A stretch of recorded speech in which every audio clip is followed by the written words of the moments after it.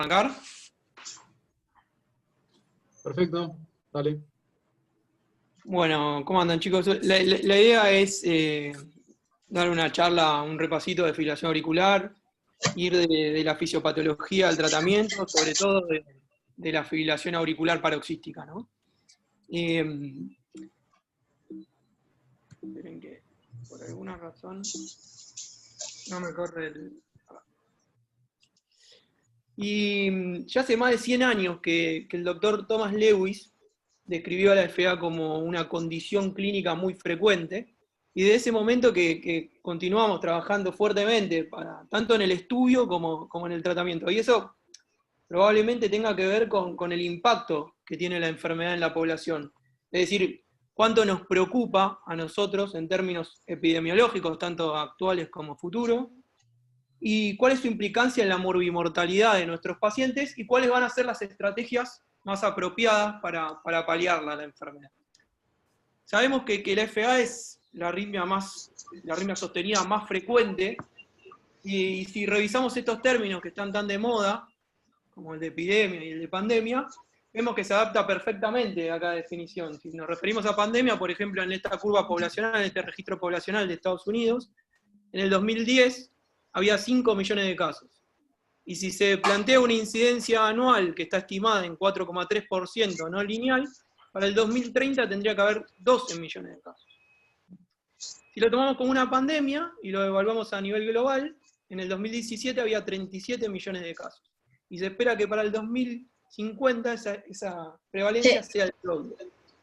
Y esto de que la curva no sea lineal de incidencia es bastante lógico, porque el principal factor de riesgo de la fibrilación auricular es la edad, y la esperanza de vida está aumentando continuamente, y si aumenta la edad, aumenta el riesgo de tener hipertensión, aumenta el riesgo de diabetes, de enfermedad valvular, y eso lleva más fibrilación auricular. Sumado a eso, también nosotros, cada momento que pasa, mejoramos o aprendemos o agudizamos la forma de detectar a los casos silentes, con lo cual, por eso la curva es no lineal y la incidencia está estimada de esa forma. Pero si bajamos un poco a la vida real y nos basamos en la morbilidad y en la mortalidad, y obviamente hay síntomas más frecuentes, que son las palpitaciones y la intolerancia al ejercicio, que no es menos importante, pero sabemos que un 20 o un 30% de los diagnósticos de accidente cerebrovascular tienen fibrilación auricular. Y la chance de tener una ACV si vos tenés FA es 5 veces más comparada con la población general. Eso obviamente genera un deterioro claro, un deterioro cognitivo, y además deteriora drásticamente la calidad de vida. Ni hablar si hablamos de que la fibrilación auricular afecta la disfunción ventricular y aumenta el riesgo de padecer insuficiencia cardíaca sintomática, y eso va a generar probablemente mayor cantidad de hospitalizaciones. Según el registro que uno lea, hay entre un 10 o un 40% de los pacientes que tienen FA que tienen una internación por año. Y eso genera un costo muy alto, tanto para el sistema de salud como para los mismos pacientes, ¿no? Con respecto a la mortalidad, se estima que es un poquito más alta para mujeres que para hombres, pero tienen un riesgo aumentado 2 veces los pacientes que tienen FA en relación a los que no la tienen. Y si uno lo toma en términos de porcentaje, en los últimos 20 años la mortalidad aumentó un 100%, y es esperable que siga aumentando. Entonces, es totalmente necesario establecer estrategias que sean las más adecuadas, y en base a eso, si uno quiere tener un abordaje integral del paciente con FA o tener una atención óptima del paciente con FA, es necesario formar un equipo multidisciplinario, que teniendo al cardiólogo clínico como pilar o como el cardiólogo de base, acompañado de imagenólogos, acompañado del electrofisiólogo, nutricionistas, hematólogos, neurólogos. Tenemos que formar un equipo y trabajar en conjunto.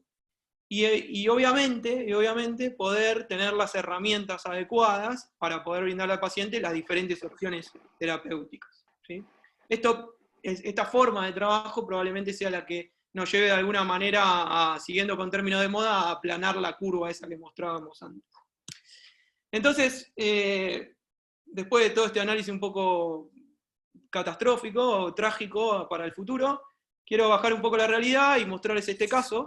Esto es el caso de todos los días, lo que vemos en el consultorio: un paciente masculino de 43 años, sin factores de riesgo, paciente sano, que tuvo una FA en el 2018 de alta respuesta, que se autolimitó, que en el 2019 tuvo otro episodio que requirió una cardioversión, y viene al consultorio en seguimiento con flecainida y beta-bloqueantes. Sigue teniendo palpitaciones, tiene un chatback 0. Este es el electrocardiograma, ¿sí?, donde se ve el ritmo sinusal que alterna con episodios intermitentes, paroxísticos, de fenómenos que impresionan empezar con una aurícula y se continúan de manera irregular y con una aurícula no visible, que episodios intermitentes de fibrilación auricular. Tiene una carga de extrasístole de 1,8%, ¿sí?, y 25 episodios de fibrilación auricular en el Holt. La aurícula en el eco es normal y tiene una FA conservada. Entonces mi pregunta es, para abrir un poco el juego, es ¿qué opinan o qué harían con este paciente? Los escucho, si alguien quiere dar una opinión o se anima a decir algo.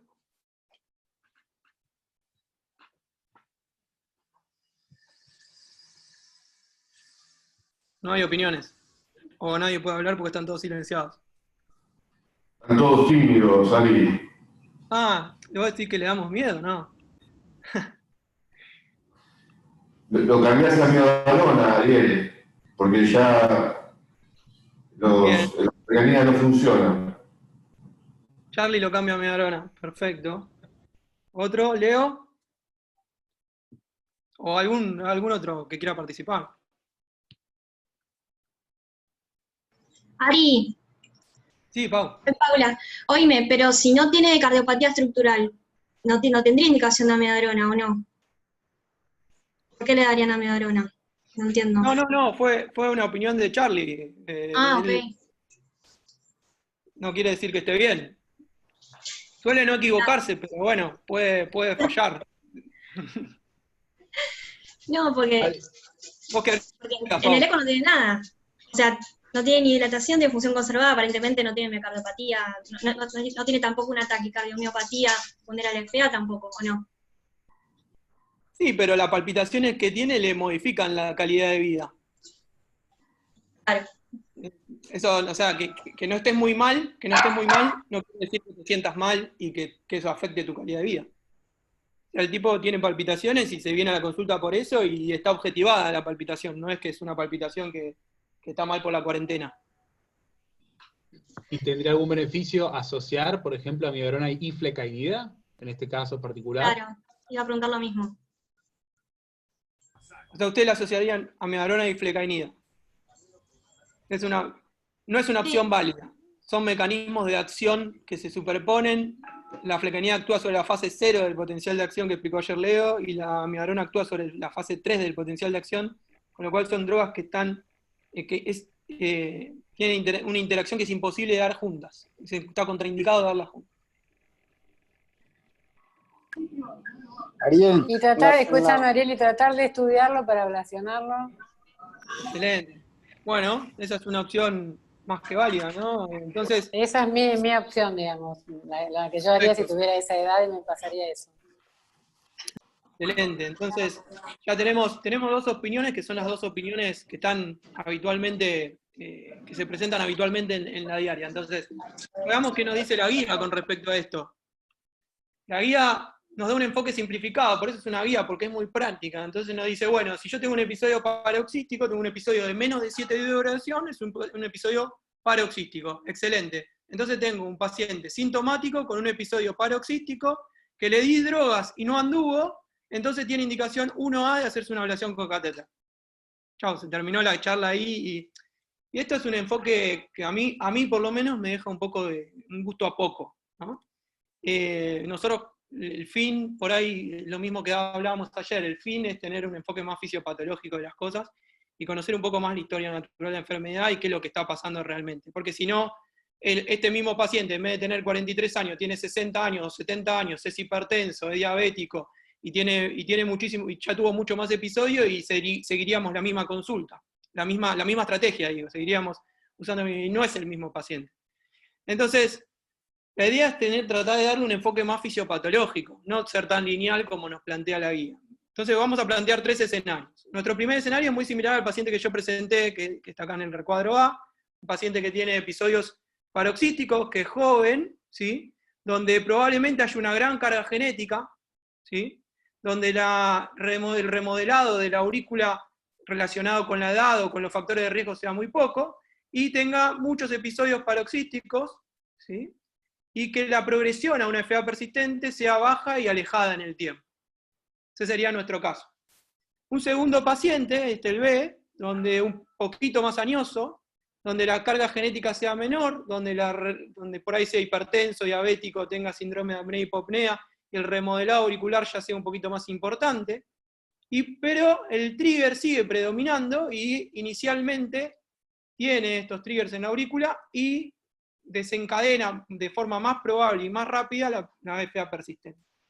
Y un tercer caso, un paciente más añoso, con poca carga genética, mucho remodelado auricular por enfermedades asociadas, que se debuta con una FA persistente y las chances de evolución a FA permanente son más altas. Entonces, ya no tenemos solo una duración de la arritmia y los síntomas para definir una estrategia, ya tenemos un concepto más abarcativo.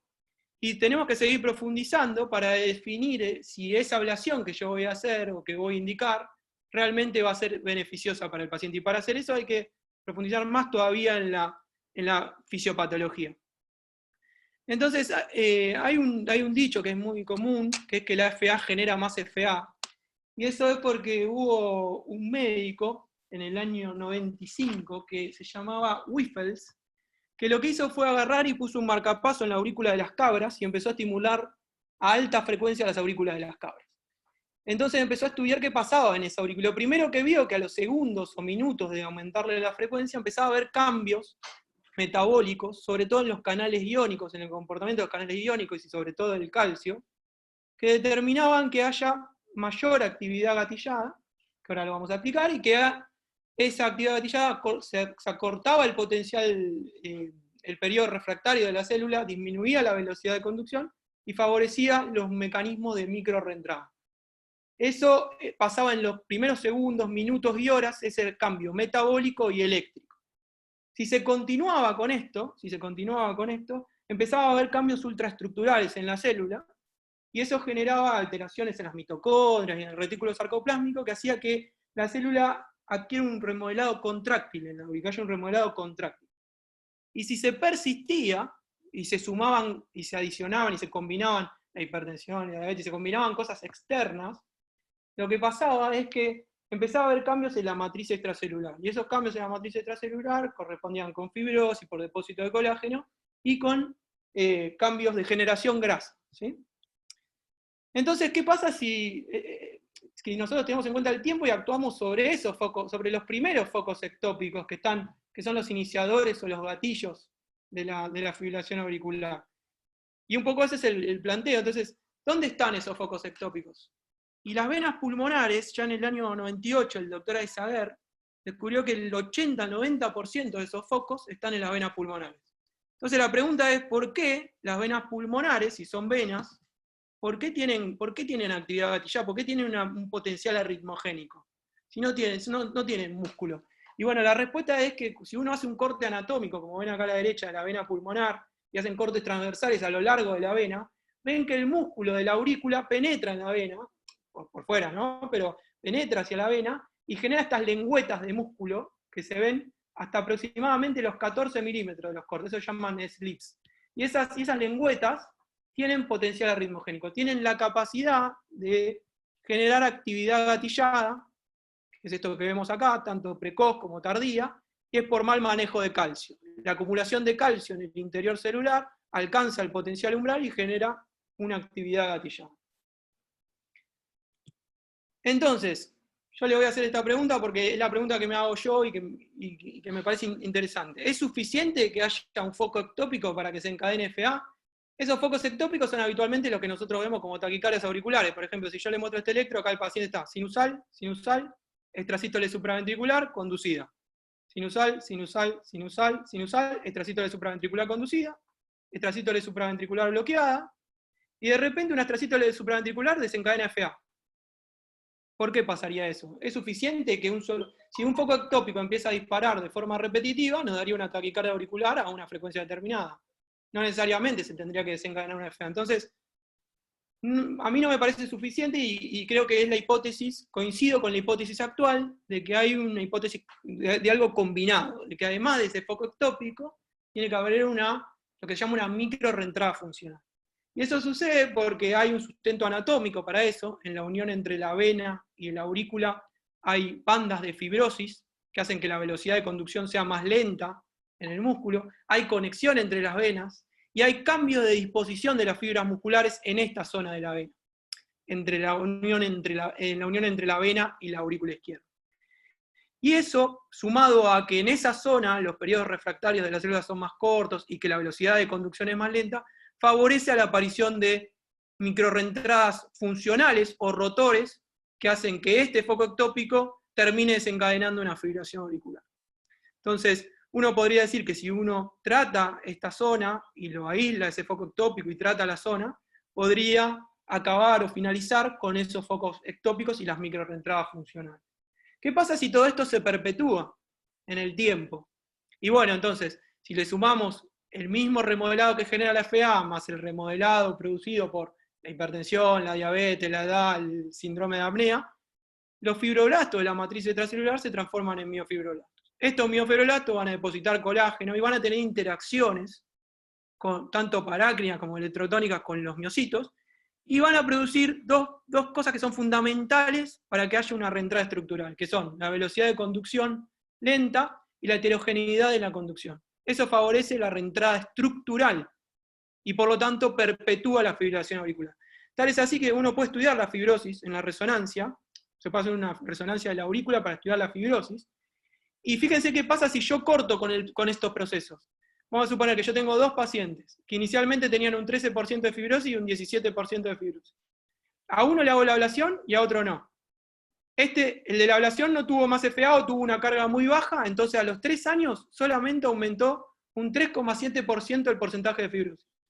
En cambio, al que no le realicé la ablación, al que no le hice nada, lo dejé, mantuvo ese círculo vicioso.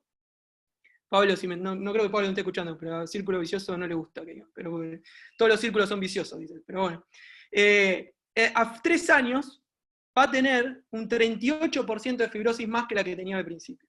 Y esto está estudiado, y se puede, no es tan reproducible y por eso no se hace, pero se puede dividir a los pacientes según el grado de fibrosis auricular, y los que tienen un estadio 1, que es menos del 10% de fibrosis, después de la ablación tiene una tasa de recurrencia del 15%.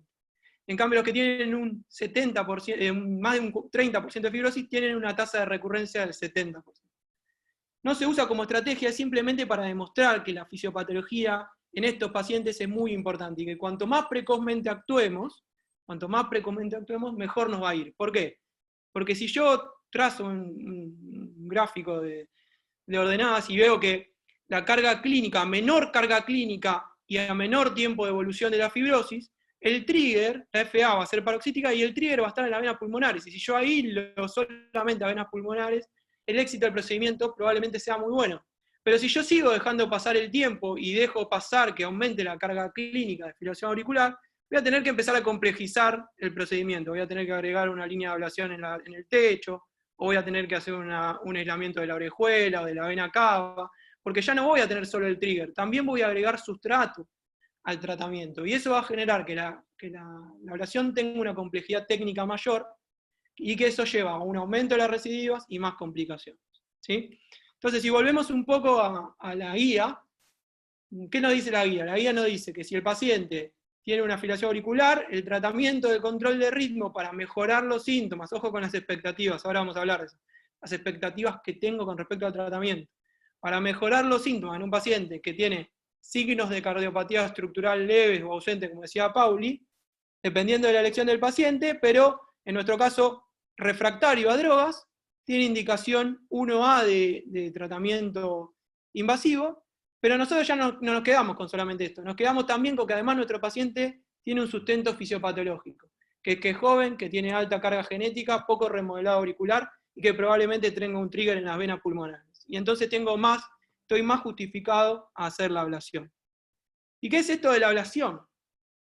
Porque por ahí, ahora viene la parte que no sé cuántos se bajaron ya de la charla, pero sí, es el momento que se empiezan a bajar. Porque la idea es generar barreras anatómicas, ¿sí? ¿Qué significa esto? Yo tengo que, de alguna manera, generar un bloqueo eléctrico para disociar la vena de la aurícula izquierda. Y eso lo puedo hacer de dos formas. Por frío, con una estrategia que se llama crioablación con balón, o con calor, ¿sí? Haciendo una ablación punto a punto para aislar la vena. Y el fin es generar un bloqueo eléctrico bidireccional, que tiene que ser transmural, desde endocardio a epicardio, para que no haya, y que no pueden quedar baches, es decir, no pueden quedar gaps de conducción entre la vena y la aurícula izquierda. Esta es la estrategia de criobalón. Lo que se usa es un catéter que entra y tiene un lazo que recluta los electrogramas adentro de la vena, se aproxima un balón, se infla el balón, se inyecta contraste, y acá se ve el balón inflado con el contraste tapando toda la vena. Entonces el balón se enfría en todo su ecuador y genera una lesión transmural alrededor de toda la vena, en la unión entre la vena y la aurícula izquierda. Y esto, cuando nos ven a nosotros ahí no es que nos creamos que somos Keanu Reeves y estamos en la Matrix, lo que estamos haciendo es viendo estos electrogramas, ¿sí? Y el fin es, estos electrogramas, imagínense que son como que estamos haciendo un electro adentro del corazón, ¿sí? Entonces nosotros vamos a registrar la actividad en la aurícula izquierda, a través de un catéter que está en el seno coronario, y la actividad en la vena pulmonar. La actividad en la vena pulmonar la registro con este lazo, y en el seno coronario con otro catéter. Entonces lo que estoy viendo acá es que si yo estimulo desde la aurícula izquierda, desde acá, va a haber un pasaje de la electricidad que va a llegar hasta el lazo y lo va a registrar, que es esto que yo veo acá. En el momento que yo empiezo a aplicar frío, el potencial este que estoy viendo en la vena se retrasa y después desaparece. Entonces yo generé un bloqueo, el estímulo que se generó acá no pudo pasar esta línea de bloqueo y no alcanzó nunca a entrar en la vena. Si yo hago el estímulo al revés, y estimulo desde el lazo, que está acá, y veo lo que pasa en la aurícula izquierda, veo que la actividad en la aurícula izquierda está disociada de mi estimulación en el lazo. Entonces generé un bloqueo de salida de la vena. Esto se puede hacer también con calor. Existe un sistema que se llama mapeo electroanatómico, que lo que hace es detectar voltaje y activación de la aurícula izquierda. Entonces, según el voltaje que vea de mi electrograma, le va a dar colores. Si yo hay una zona que no tengo músculo, por ejemplo acá, adentro de la vena, el electrograma que voy a tener va a ser muy pequeño en voltaje, y lo va a ver como rojo. En cambio, en la zona de la aurícula izquierda, donde el tejido esté muy bien, se va a ver como de color violeta. Voy a tener mucho voltaje y se va a ver de color violeta.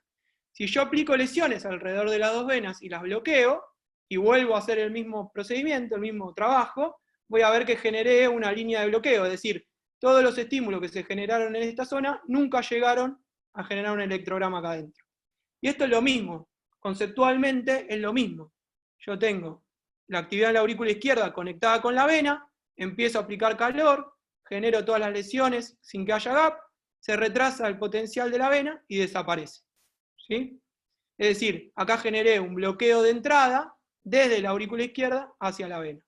Y si lo estimulo al revés, desde la vena hacia la aurícula izquierda, genero un bloqueo de salida, es decir, el potencial que está dentro de la vena no llega nunca a la aurícula izquierda.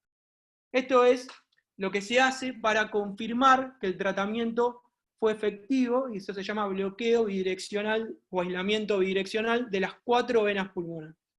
Ahora, ¿qué pacientes son los que mejor responden a esto? En todos los estudios de fea paroxística, los pacientes suelen ser jóvenes, tienen muchos síntomas, que es este el score canadiense que está acá, y tienen una aurícula izquierda con un tamaño hasta leve, digamos, 45 de eje longitudinal o de volumen. Entonces este es el perfil de paciente en la mayoría de los estudios. ¿Y qué nos dicen los estudios? Tanto la crioablación como la ablación por radiofrecuencia se compararon lo que estábamos discutiendo al principio. ¿Qué le hacemos, la ablación o drogas? Y fíjense que para un paciente que se le hizo crioablación versus drogas, en este estudio que es el STOP-AF, que es un estudio importante, el 70% de los pacientes después de la ablación estaban libres de arritmia, en cambio solamente un 7% de los pacientes quedaron libres de arritmia en el tratamiento con drogas. Y obviamente esa diferencia dio significativa. Lo mismo sucede cuando se comparan la ablación por radiofrecuencia y las drogas. es decir, de los pacientes que estaban libres de arritmia asintomática en el tratamiento por ablación eran el 70%, y los que estaban libres de arritmia asintomática en el tratamiento con drogas eran el 19%. No solamente eso, todos los scores de calidad de vida y los síntomas, la frecuencia y la severidad de los síntomas también mejoraron con la ablación. Entonces, acá vamos un poco a las expectativas. Es decir, bueno, ¿yo por qué hago la ablación de este paciente? Y lo hago porque el paciente está asintomático. No estoy evaluando puntos finales duros. Todos los estudios de FA paroxística, el único que evaluó realmente puntos finales duros y dio una mejoría fue el CASTEL, un estudio relativamente reciente, pero que abarcó pacientes también más graves, con insuficiencia cardíaca. Entonces, no es extrapolable a nuestro paciente, pero sepan que el único estudio que demostró mejoría de la hospitalización y de la muerte por insuficiencia cardíaca en los pacientes que fueron a ablación fue el CASTEL, y eran pacientes con insuficiencia cardíaca. Con respecto a las complicaciones que puede llegar a tener el procedimiento, obviamente esto va a depender un poco de la expertise que tenga el profesional que la hace y de la tecnología que aplique, ¿no? Porque en un primer momento había más taponamiento porque había más perforación, ahora hay catéteres que tienen fuerza de contacto y tienen menos perforación, antes había más estenosis de la vena pulmonar porque la ablación se hacía más adentro de la vena pulmonar, ahora se hace más en el antro, en la unión, y hay menos estenosis. Antes había más parálisis del nervio frénico, ahora hay técnicas para evitar que eso pase. Lo mismo pasa con el esófago, con el calentamiento del esófago. El esófago está pegado atrás a la aurícula, y ahora hay técnicas para disminuir la posibilidad de que haya una úlcera esofágica o que haya una perforación.